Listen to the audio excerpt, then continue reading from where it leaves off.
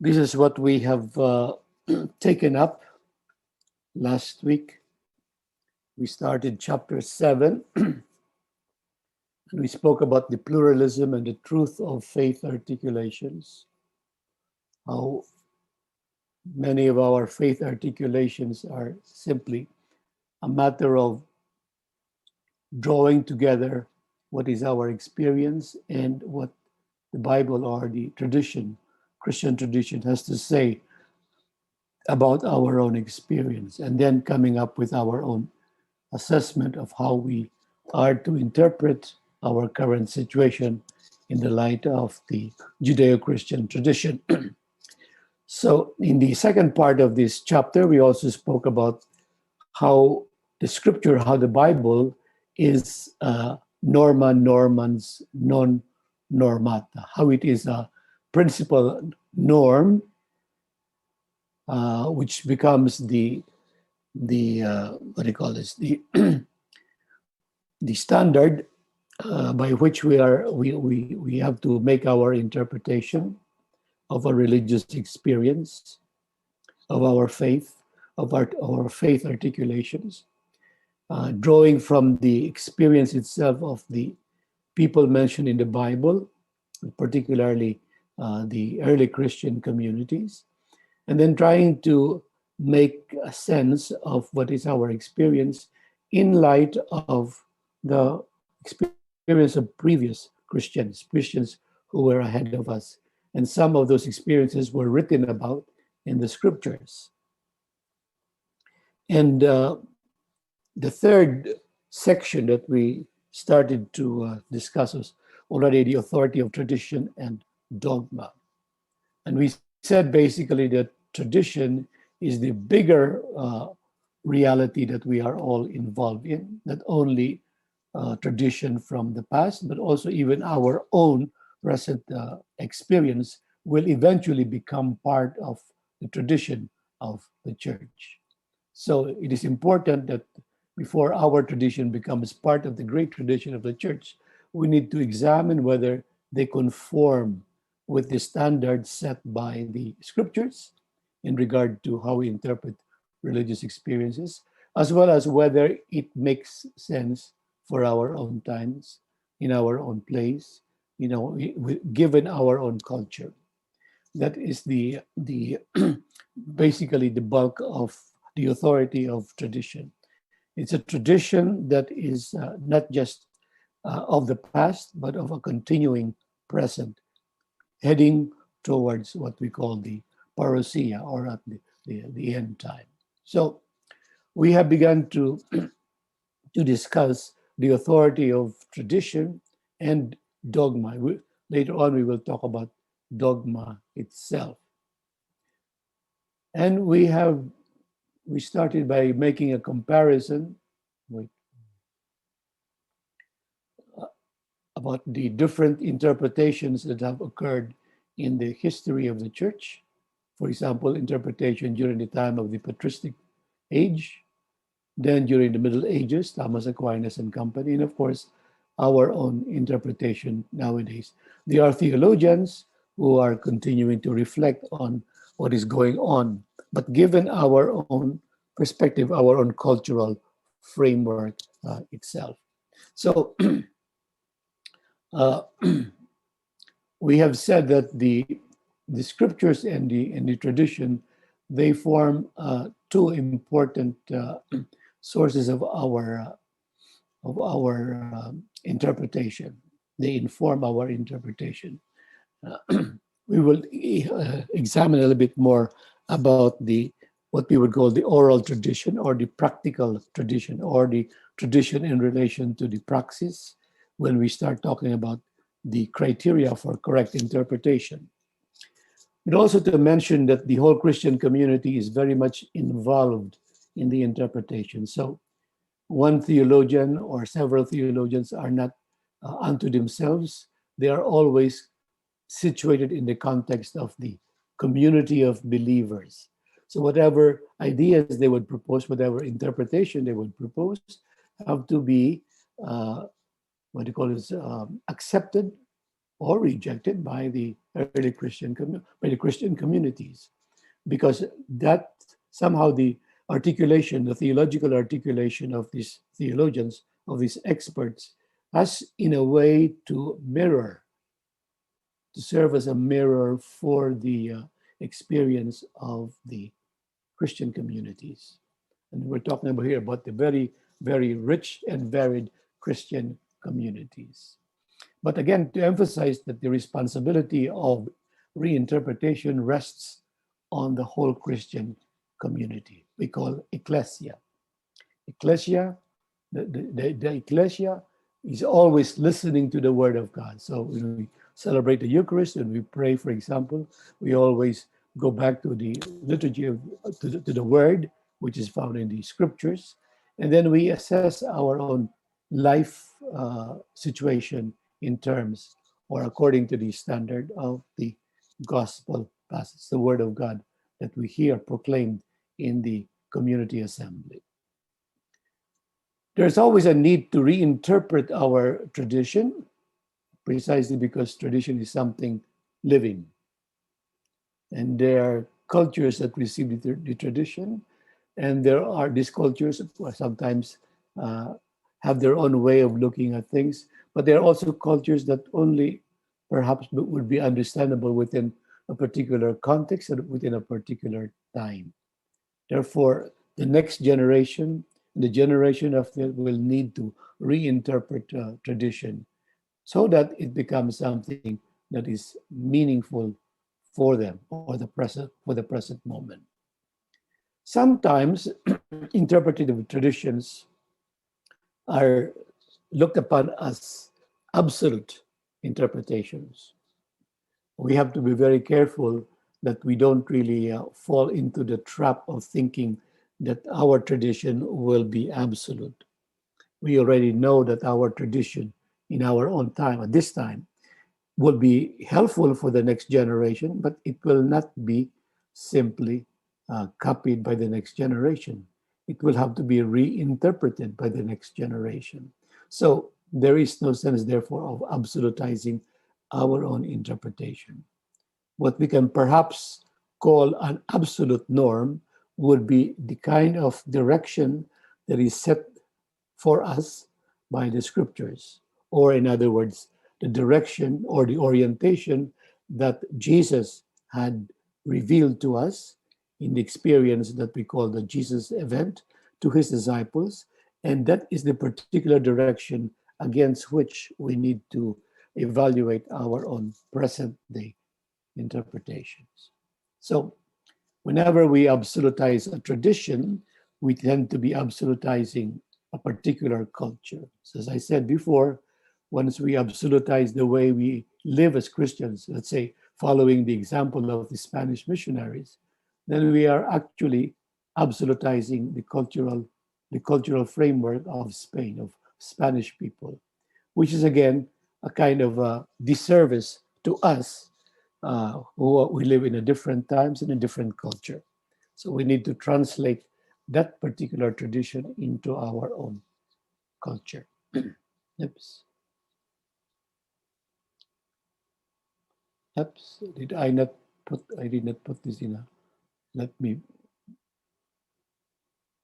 okay. So that will be bigger. Now, as we have said, absolutizing interpretations are there, but this has been the I guess the shortcomings of previous way of doing theology, that we tended to look at our church tradition mostly in terms of Europe and the scholastic categories. Nowadays, we are different categories. There are many different cultures, and there are different languages and different linguistic expressions that we can, I think, carefully interpret our own traditions in our own context. Okay. Now, at certain times in the history of reinterpretations, the church had used different languages and expressed the church's teachings in various modes. I made mention to you already about the schools during the time of the fathers of the church, There is the Antiochian school, there is the Alexandrian school. There are two different ways of looking at, for example, the person of Christ, the identity of Jesus Christ. But they are accepted by the church as two different interpretations, but they did not necessarily, contradicting each other. They simply point to one particular aspect and maybe emphasize that particular aspect. For example, for the Alexandrian school, they would emphasize the idea that Jesus Christ is the Word who has become flesh.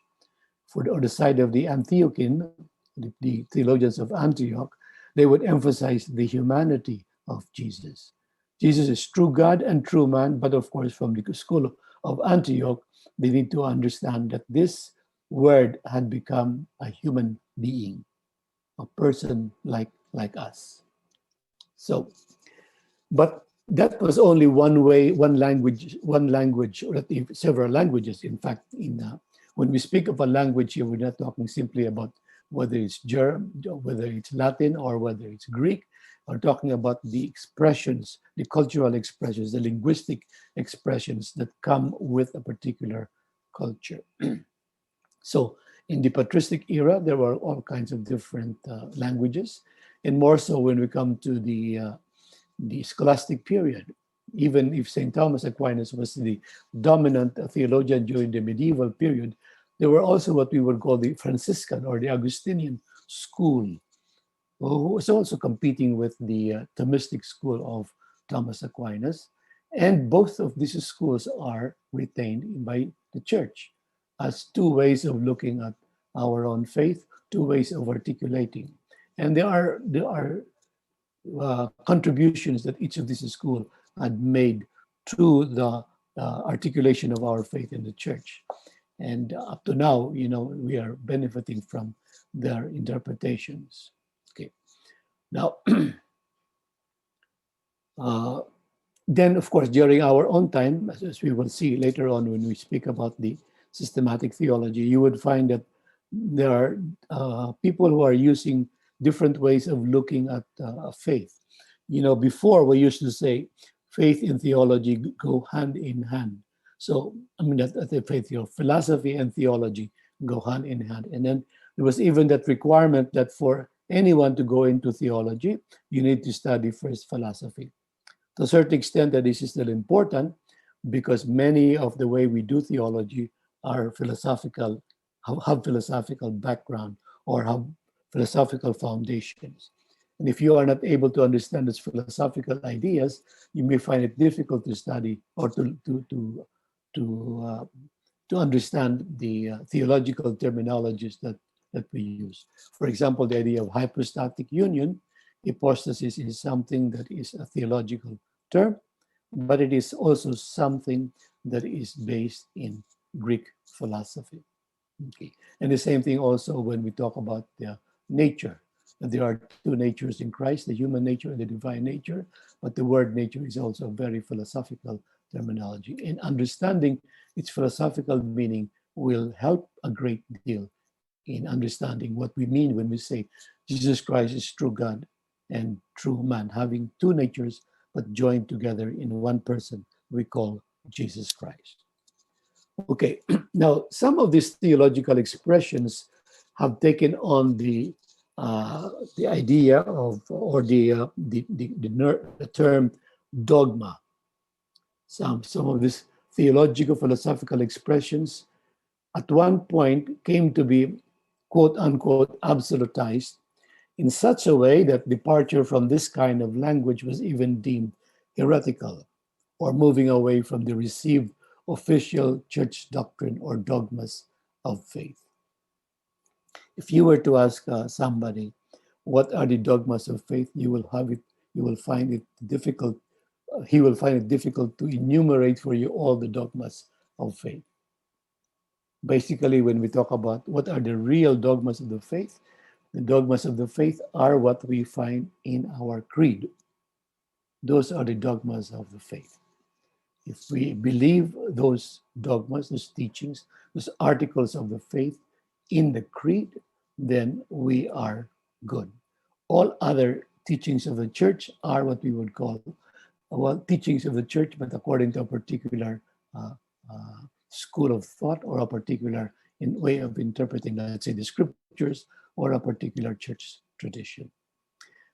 But the mindset that have become prevalent in the church, particularly in the 18th and the 19th centuries, was the conception of dogma as the church teaching, the equivalent to church teaching. If you don't accept this dogma, therefore you are not Catholic. Now, a very important example of this dogma was the dogma of the infallibility of the church and infallibility of the Pope, which was pronounced in Vatican I in 1870. And this is where we need to discuss a bit more thoroughly this idea of the dogma and papal infallibility, because precisely there are many people who misunderstand this dogma. Now, what is exactly a dogma? A dogma is the expression of the faith which the church explicitly pronounces as a truth of revelation to be held in faith. In other words, to be believed. Such an expression possesses the infallibility with which the divine Redeemer willed his church to be endowed in defining the doctrine concerning faith and morals. The DS there you find for the quotation is the abbreviation for Denzinger Schönmetzer, which is the source book for all official teachings of the church. They are all classified in Denzinger Schönmetzer. Now, what are those teachings of the church? Most of them are teachings of the councils. So they are all categorized. And this particular quote is from Denzinger Schönmetzer 3074.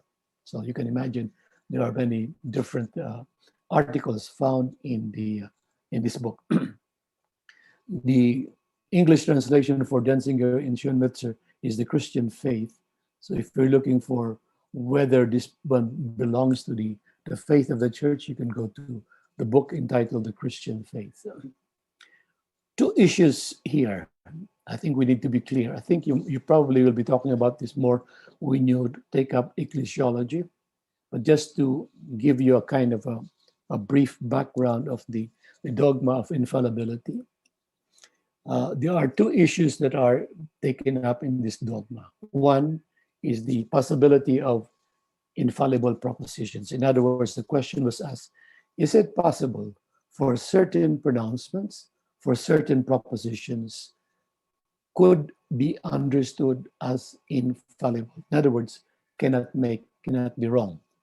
Infallible means cannot be wrong. And the other issue, of course, is who is the one who teaches that, or who has the authority to teach that it is an infallible teaching. So we're talking here about the teaching authority of the church. Okay, it's important that we distinguish between the two, whether a particular proposition is infallible unto itself or by itself, or whether it is infallible because it precisely is being taught as such by the church. Okay. Now, again, we need to understand that whenever we speak about truth, remember when we discussed in the first section of this chapter, truth or infallibility is always on the level of the discourse, on the level of revelation, and not on the level of expressions. Because as we found out, the expressions are culturally determined. They are culturally um, uh, dependent. So therefore, one culture of this time may not necessarily be the same culture for the next generation or generations after that. So expressions are always limited because it's a human language, dependent on existing culture or worldview. When linguistic expression is absolutized, there results the objectification of the mystery, which is tantamount to denying it. It's like saying it's no longer a mystery because I can explain it in my own language. And then Excuse me, my own Father. yes, Are you intended to share another slides, Father, about dogma or the same this one? Consequences of absolutizing interpretations. What do you mean? Because I am seeing the same slides, consequences of absolutizing interpretation. Or is it Oh, only me? It's not moving, Father. it's not moving. Yes, Father, because Okay. perhaps you're already sharing about the dogma, but we are Okay. seeing the same PowerPoint. Okay. All right. Let me stop. Start again, and I will see.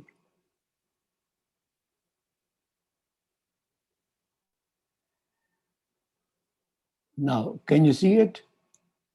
Father, What are you seeing? What are you read? What you're seeing? truth and infallible propositions. Okay. Uh, Now, what are you reading? Infallible propositions, Father. Okay, so it's already. Did I have another one? Another one? Yes, Another one? Father. Okay. Yes. Now, Thank you, Father. okay. All right. If I am not projecting it uh, properly, you let me know. Okay. That was the dogma of the infallibility. We see that. Truth and infallible propositions. Right. Infallible propositions. Okay. Oh, wait. We said that. Okay. All right. Uh, the truth or infallibility is on the level of the discourse or the revelation and not on the level of expressions. Okay. Now, but there has to be a kind of a truth or infallibility, at least as promised. In other words, the truth that we are all moving towards. But that truth is not yet completely revealed to us. That truth is going to be revealed to us at the end time or when we are face to face with God. And that truth is going to be infallible, of course. So that, in a sense, we can say that is the kind of truth that is infallible at the end time. Now, this particular, that truth, however, is able to be reached by language, but only uh, inadequately. In other words, not completely, not absolutely. Because, again, the truth depends on our own capability of perceiving reality. So we hear, for example, Aristotle saying, quid recipitur ad modum recipientis recipitur. Whatever is received according to the mode of the receiver. We are the receiver of the revelation. Therefore, what we receive is according to what we are capable of understanding, or what we are capable of expressing. So, what we receive is definitely going to be less than what is being offered to us. Because what God is offering to us is Himself, God's self. So, but we are not able to appreciate all of that because we are not, our mode is still the human mode. So therefore, we cannot even pretend to say, I understand everything that God is telling me. I understand what it means to me now, yes. But maybe at some other time, maybe God will enlighten me and let me see again another angle of what I am receiving. That is the way we are. That is the way we are. We human beings go that way. We follow that process. We are never able to get hold of a truth absolutely. It was always going to be a partial appreciation of truth or infallibility. Okay. So when we absolutize an expression or articulation of faith, we lift it out of its historical and cultural context. That's why even when we talk about hypostatic union, okay, philosophically, it may make sense to us. Okay. But the real context of it is the Greek philosophy, talking about the hypostasis, talking about the persona or the person, talking about the nature. That is really the real context of it. What we have done is to reinterpret it in our own language, in our own culture. But apparently, we have been able to do it. We haven't been able to do it because we haven't found a word, an expression that is equivalent to that hypostatic union language that we have inherited from the past. So for the moment, we use that language because that is the language that we have inherited from the past, but which we are trying, we're struggling to express in our own way. Now, when you study Christology, you would find that there are other people who will attempt to try to express it in a different way. Okay, so again, this is not to say that our historical expressions are not valuable in themselves. No, they do. They are valuable. But within the context of our history and in the context of our cultural framework. Okay. Now, it is good for us to note that Vatican II had what we call a propositional view of revelation and a rationalistic theory of knowledge. In other words, primarily for the people in Vatican I, because they were really talking about rationalism or the period of the Enlightenment, knowledge or our theology has to be based on rational knowledge, knowledge through reason. Of course, we say that reason is only interpreting what we know as revelation, but we are interpreting through reason. But again, if we look at it from a much wider sense, whose reason are we talking about? Well, it is the reason of the people of the 18th and the 19th centuries. And many of them are what we would call rationalists.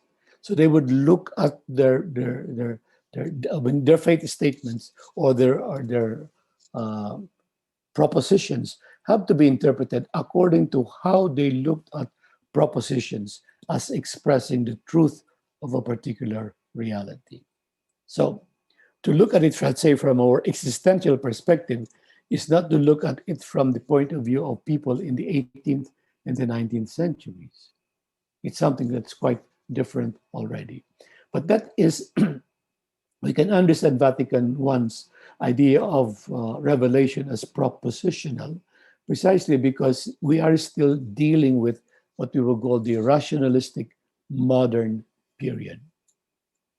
Later on, people are already talking to you about postmodernism and all kinds of other philosophical frameworks.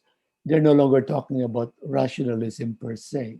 They have gone beyond rationalism. They have gone beyond what we would call the modern perspective, which is primarily rationalist. They have gone the postmodern or even post-colonial, etc. Now, so what do we mean by propositional view of revelation? Basically, we say that with this view, we look at what God has revealed to us as eternal knowledge, but that eternal knowledge is mirrored in our own mind, in our thoughts. Remember, I showed you that diagram where you have the what do you call this, the classical perspective. That classical perspective is the propositional idea of truth, where you have an apple, and the apple is related. I mean, is what is this made into a symbol in my own mind. So I have an idea of what that apple is because I have an idea of it in my mind about what it looks like or what apple is like. So that is a propositional idea of revelation. Now, the word infallible, I think, is important because for the most part, those who were defending dogmatic infallibility, they were actually talking about infallible propositions. But the real question, and this is the second issue that we're talking about in Vatican I, the real issue in the pronouncement of the dogma of the papal infallibility and the church infallibility, the real question is, who has the final say in matters of faith and morals? Who is the one who is able to define whether a particular teaching is infallible or not? According to Vatican I, it is the Pope and it is the Church. When the Church teaches something infallible, then it is infallible. When the Pope teaches something infallible, then it is infallible. But even when we start talking about papal infallibility, we need to be very careful because according to Vatican II, there are 4 conditions that have to be met before anything can be considered as infallible teaching. First, it has to be a teaching on faith and morals. Okay? And second, it has to be a teaching that is pronounced explicitly by the Pope as infallible. These are different things. Huh? First is the area, faith and morals. The other one is it has to be declared as an infallible teaching. Okay? Third, it has to be the Pope who should explain it, who would have to say, this is a teaching of the church. It has to be the Pope who is to say it. But the fourth condition is important. He has to be the Pope who represents the whole church. If the Pope, of course, he represents the whole church, but if he doesn't say this is an official infallible teaching of the church, it is not an infallible teaching. Okay? If one of those conditions are not there, it is not an infallible teaching. And that's why I said, since Vatican I, up to now, there are only 2 infallible teachings that have been considered as such as infallible by the Pope. First was this, the infallible teaching in Vatican I, and the other one is the papal infallibility teaching on the Assumption of Mary. In the 1950s, Pius XII made a pronouncement, an infallible teaching, that the Assumption of the Blessed Virgin Mary is an infallible teaching. Those are the only two teachings of the Church that have been called infallible teaching explicitly after Vatican I. Okay? So the teaching of the Church or the Pope nowadays, for example, his encyclical, are they infallible teaching? No, they're not infallible teaching. Why?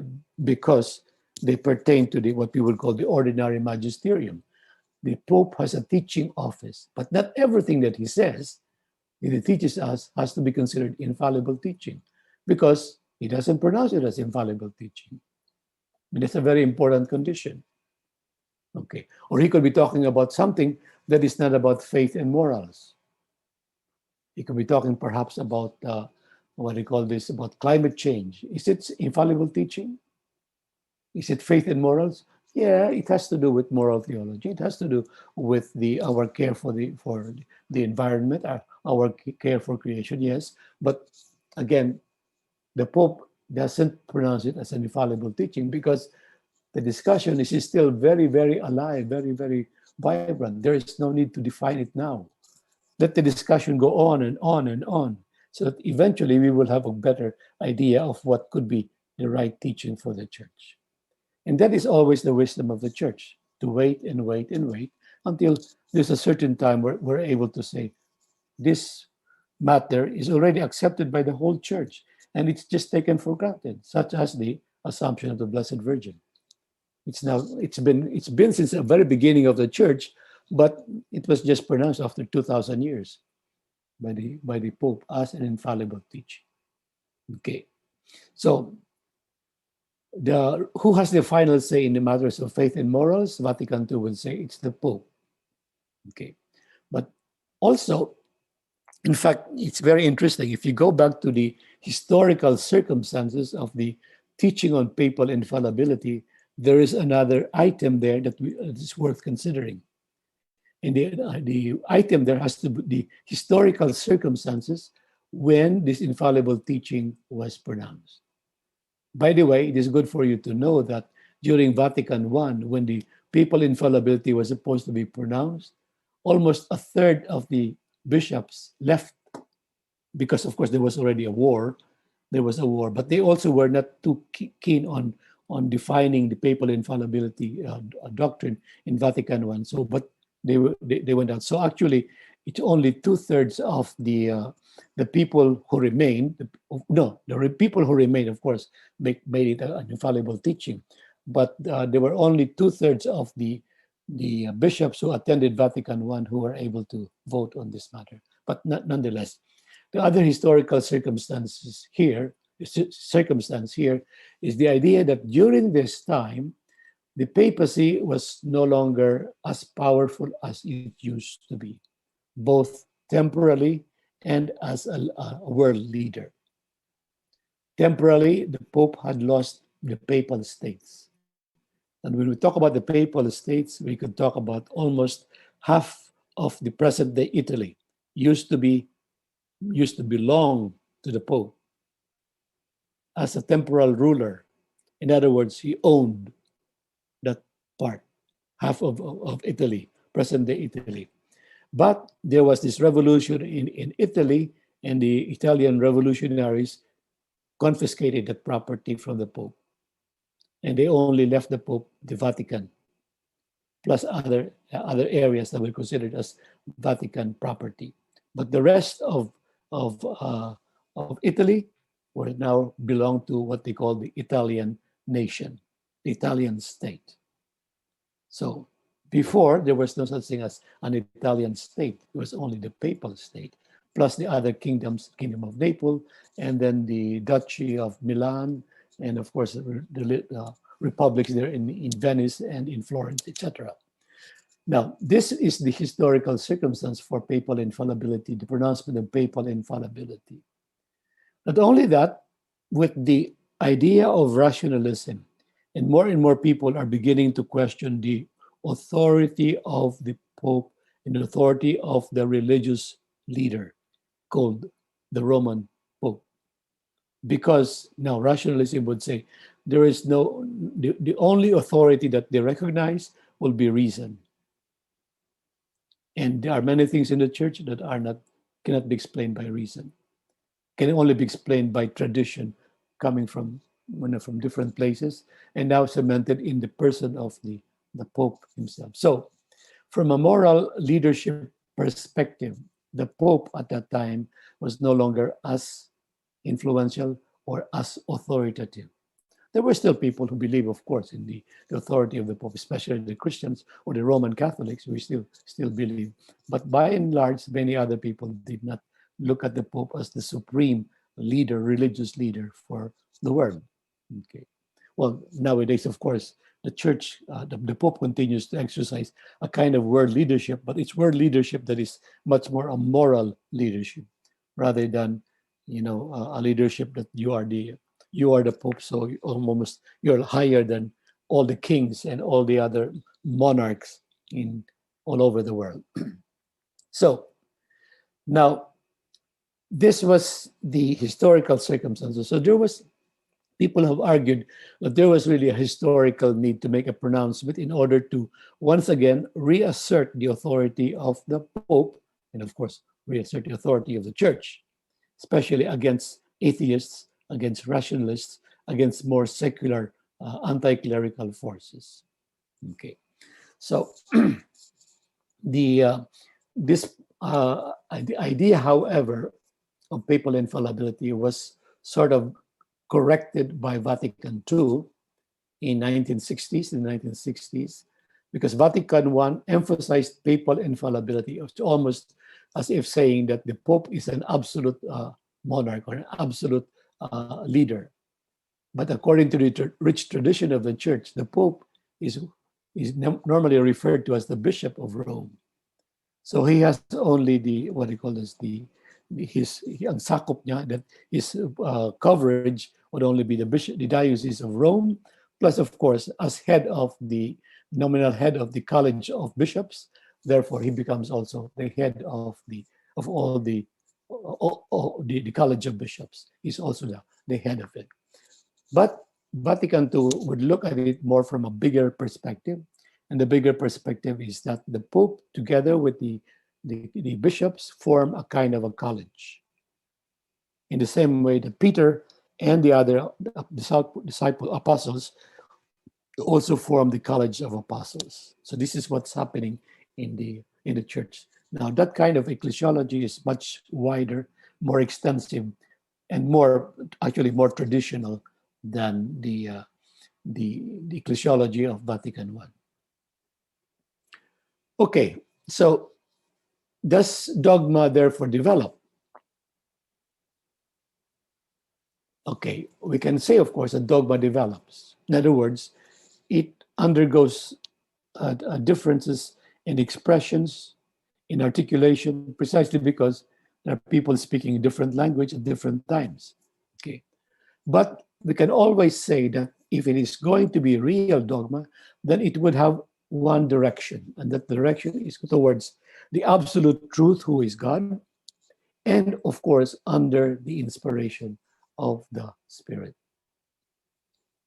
If we believe that this is true teaching, a very good way of finding out whether that is true teaching is whether it is something that is consistent with the tradition in the church, or is it something that is moved by a force that is hard to explain, maybe by the Spirit. For example, there are people who have uh, doubted the validity of Vatican II. People were saying, among them, of course, were people who are, or Archbishop Lefebvre, who said that Vatican II was not Orthodox council. It was a heretical council. But the bishops who gathered together for Vatican II had decided that this was, according to their discernment, this was the movement of the Spirit. It was the inspiration of the Spirit that made them undertake this process of reform. And indeed, that has been proven true, because the fruits of the reform of the Second Vatican Council is a more lively church, a church that is more in touch with people of different persuasions and people from different cultures. In other words, it's becoming now a worldwide church rather than simply the Church of Europe. It has now become a worldwide church, or the Church of the West. It's no longer the Church of the West. It's becoming now the world church. So Vatican II must have been inspired by the Spirit. Okay, so and that is how they considered those documents that were the pronouncements of Vatican II. They were considered as official teaching of the church. Okay. Afterwards, of course, there were some other teachings that came, but always drawing from the inspiration of Vatican II. These were already interpretations according to the different areas of our own Christian faith. No. There are different theories on the idea of dogmatic development. There's the logical development of dogma. In other words, more by syllogisms. If this is what you believe, and this is the particular reality, then therefore it means this is the conclusion. It's a more logical by way of syllogistic reasoning. Another way of looking at dogmatic development is more organic. The whole idea that our understanding of our faith gradually develops, but always under the guidance of the Spirit. Our own appreciation of what the Vatican II, for example, had pronounced or had declared is something that we need to more and more reflect upon, because it continually changes its form or its expression because of different things. Can you just imagine that in the 1960s, we only have typewriters? We didn't have computers at that time, at least not used in Vatican II. But nowadays we have computers and we have all kinds, and we have access to knowledge that were not available at all to the bishops of Vatican II. Things have changed. Things have changed. Therefore, we cannot help but develop our own understanding. So, but the new approach that we speak of now is what we call historical situationism. In other words, the Judeo-Christian tradition that we have received is reappropriated in a way that it becomes meaningful and impactful to people of a given period in a given place. So in other words, we have the doctrines of Vatican II, for example. Now we need to apply that in our own situations, in our own corner of the world. How does the pastoral reform of the Second Vatican Council inspire people in different places. For example, the liturgical reform of Vatican II. You can almost say that because it is a liturgical reform meant to make the liturgy more meaningful to the people who come together to celebrate the Eucharist, and because people who coming to the Eucharist are of different cultures, not just Latin culture, not just English culture, but Asian culture, African culture, Latin American culture, European culture, Orthodox, everything. These are all different cultures. Therefore, liturgy will be celebrated in different ways, in different languages and different cultures, precisely because the whole purpose is to make it a meaningful celebration for them, given their own space and time, given their own cultural framework, given their own worldview, given their own symbols, the range of symbols that they use in the celebration of the, let's say, the Eucharist or the sacraments would differ from place to place, from culture to culture. And that is why what has really transpired after the Second Vatican Council was a certain richness, a certain variety in the church. And all of them, if they pertain to the real deposit of the church's faith, will contribute to the faith, the growth of the faith in the church. And where we find variety, we find always a great spirit, a great celebration, because there's great variety. Whereas when we look at things that are so formal, only one language, Latin, even if we don't understand it, and only one way of doing things, it gets boring. It gets boring. It doesn't seem to have life in it. This is one of the things that we need to understand about our own need to reappropriate whatever we say, whether it's in matters of faith articulations or whether it's a matter of practices, pastoral practices, or whether it's a matter of the way we celebrate the Eucharist, the sacraments, etc. These are different things that need to be adapted, adjusted throughout. Almost always they need to be adjusted. But that's why the reforms of the Second Vatican Council, whether it's the liturgy, whether it's the articulation of the faith, whether it's pastoral practice, is left up to some leaders in the church who have final authority, like the bishops.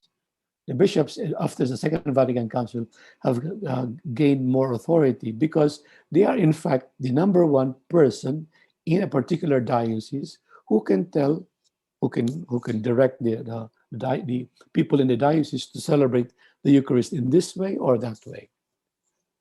We don't need to go all the way back to Rome and to ask permission from them. Okay, we need to coordinate with people in Rome, but the bishop is able to say, this is how we are going to celebrate the Eucharist here in my diocese. This is how we're going to interpret this in this way. Some of them, of course, if they're faithful to our church tradition, and of course, it will be in line with the overall official teaching of the church. Okay, and that's why we need to be careful also that the bishops do not, in a way, abuse that kind of an authority. So, are former doctrinal syntheses then not useful any longer? No, they remain points of reference for the next reappropriations. The teachings that we've had in the past, we need first of all to put them in their own proper context and then find out what is it that they were really trying to address. And how is that they were addressing, how is it present in our own life? And how are we going to address them given our own context, given our own language, given our own priorities, our values, our customs? The Declaration Mysterium Ecclesiae in 1973 acknowledged that theological assertions are always relative and that they have to be interpreted in their proper contexts. Okay, so, and that is why a lot of theology nowadays is especially studying pronouncements of the church, but according to their historical context.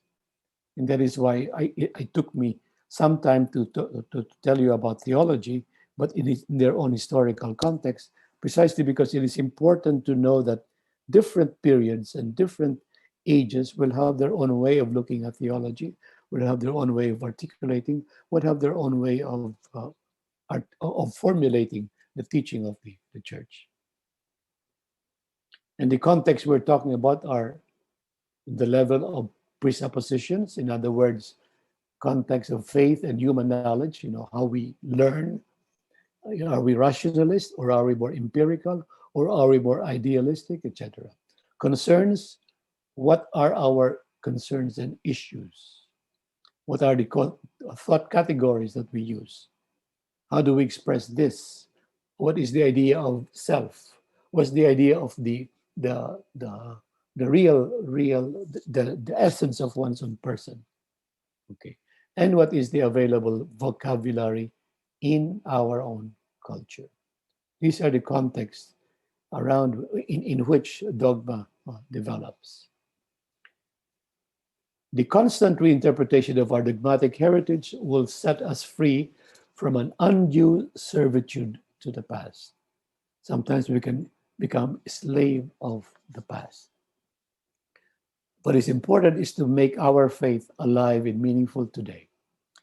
It will also allow us to regard past formulas as guidelines for our reappropriation.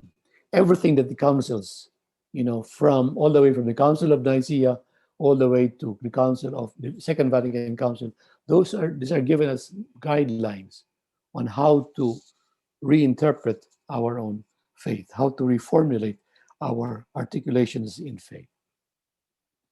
So this is the end of our discussion on the authority of tradition and dogma. Next meeting, we will be talking about the relational criteria for correct interpretation. You will find that we will have 3 criteria. But the criteria that we will be explaining will be something that we have already made reference to in our previous chapters. So it's good for you to review that, or if not, you continue to read the article of Demes and Wastin that I have already proposed to you at the beginning of this chapter. Okay, we see.